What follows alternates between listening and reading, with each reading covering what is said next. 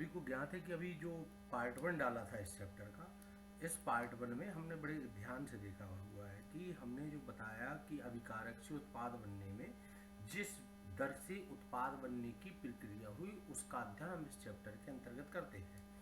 जैसे कि हमने यहाँ देखा ए के बनने की दर, ए के विलुप्त होने की दर, डिसअपीयरेंस विलुप्त होना, और बी के बनने की दर। यहाँ पर ए अभिकारक है, रिएक्टेंट है, जिसकी सांद्रता में निश्चित ही कमी आएगी। आप कोई भी पदार्थ लेंगे और धीरे धीरे उसकी सांद्रता कम होती जाएगी, ये निश्चित है।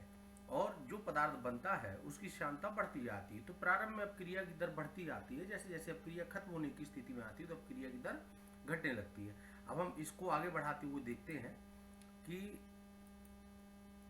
यहाँ पर हमको यूनिट्स देखना है और रेट ऑफ रिएक्शन की। अब क्रिया दर की जो इकाई होती है, देखो हम अगर बात को समझें तो अभिक्रिया की दर अभिकारक के सांद्रण से संबंधित है। जो उसका परिवर्तन होता है किस समय में होता है। तो अगर हम फॉर्मूला हमने लास्ट में लिखा हुआ था कि लास्ट में हमने फॉर्मूला को यहाँ पर मेंशन किया है, ये आप स्क्रीन से समझ सकते हैं कि एक की सांद्रता में कमी, तो मोल प्रति लीटर हो गई सांद्रता, और टाइम सेकंड, मिनट, घंटा कुछ भी ले सकते हैं, जो भी आप लेना चाहें। सेकंड भी ले सकते हैं, मिनट भी ले सकते हैं, और घंटा या आवर्स भी ले सकते हैं। तो हम आगे बढ़ते हैं। जब हम इकाई पढ़ते हैं तो यहाँ हम देख सकते हैं कि the concentration of substance is expressed in mole प्रति litre and time is expressed in second और मिनट और hours. Hence the unit for reaction rate are mole प्रति लीटर, और अपॉन में जब उसका टाइम गया, डेल्टा टी गया, तो वो प्रति सेकंड पे आ गया, या मिनट या आवर्स। लेकिन जब अभिकारक या उत्पाद गैस अवस्था में हो या अभिक्रिया गैसीय माध्यम में हो तो हम मोल प्रति लीटर की जगह एटीएम का प्रयोग करते हैं। यहाँ ध्यान देखेंगे क्योंकि pressure is expressed in atmosphere, ATM per second, ATM per minute, ATM per hour. इसके बाद आगे चलते हैं अगले टॉपिक की तरफ। एवरेज रेट ऑफ रिएक्शन क्या होता है कि जो एवरेज है, जैसे हमको यहाँ से कोई दूरी को तय करना है, हम 5 बजे निकले, 5:05 पर उस दूरी को तय कर लिया। कोई व्यक्ति हमसे क्वेश्चन करेगा कि आपको यहाँ तक आने में कितना समय लगा, तो हम उस समय को किस प्रकार से कैलकुलेट करते हैं आप भली भांति जानते हैं, बताने की जरूरत नहीं है। देख सकते हैं change in concentration of reactant और प्रोडक्ट और टाइम इंटरवल, जो समय अंतराल है, किसी निश्चित समय अंतराल में अभिकारकों और उत्पादों के सांद्रण में होने वाले परिवर्तन को हम अभिक्रिया की औसत दर या औसत वेग कहते हैं।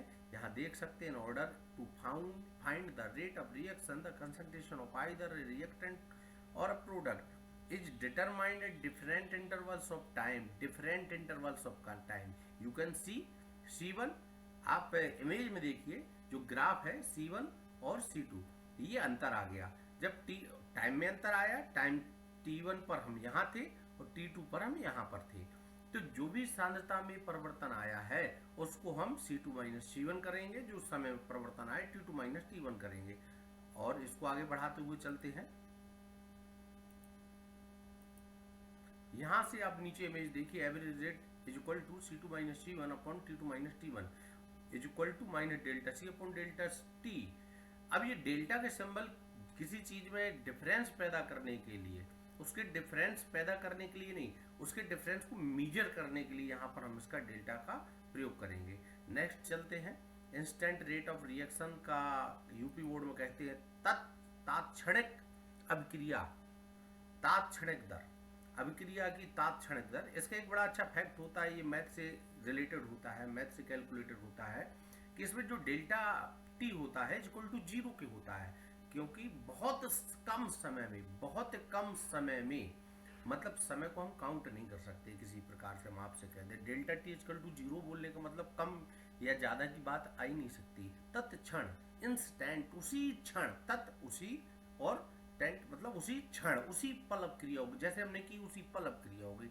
तो कहता है किसी निश्चित क्षण पर अभिकारकों या उत्पादों के सांद्रण में जो परिवर्तन होता है वो उसकी जो दर है वो हम अभिक्रिया की तात्क्षणिक दर कहते हैं।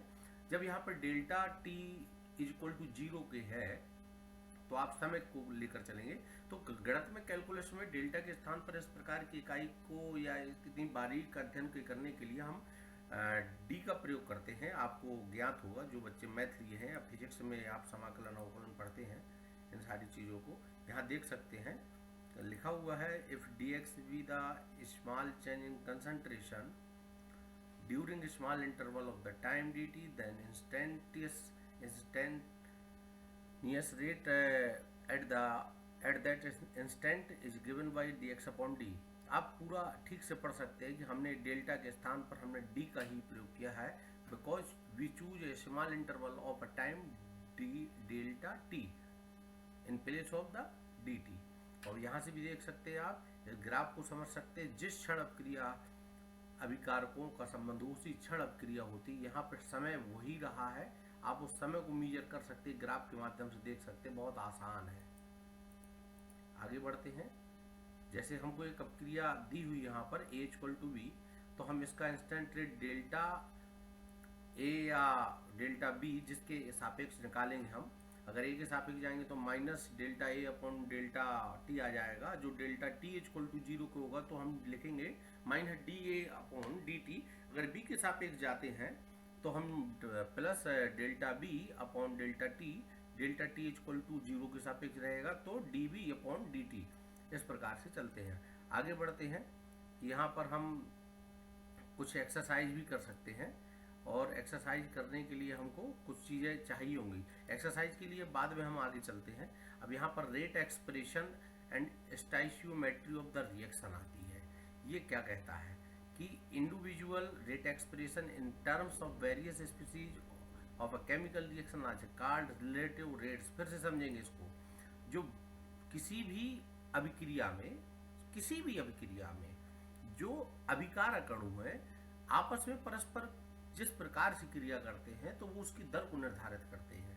आपस में जब वो क्रिया करते हैं तो एक दूसरे से वो उसकी दर का निर्धारण करने के लिए एक स्टाइशियोमेट्रिक कोफिशिएंट को हम कह सकते हैं कि रस समीकरण मिति जो निश्चित अनुपात होता है उसकी बात यहाँ पर हो रही है।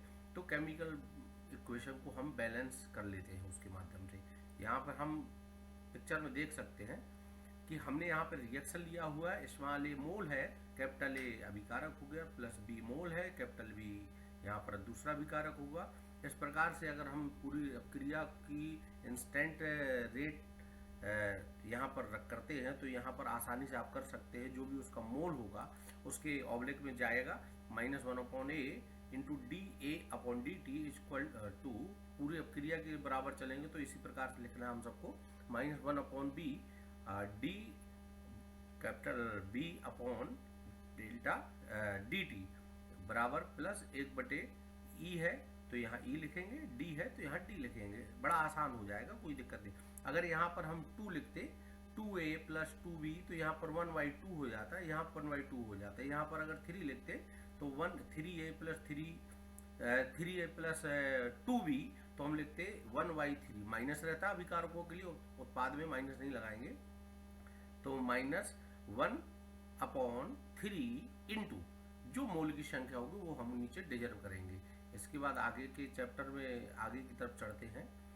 तो अभी कोशिश करते हैं कि इतना रहने देते हैं। इसके बाद जो आता है example on rate expression and stoichiometry of the reaction, इसको आगे की वीडियो में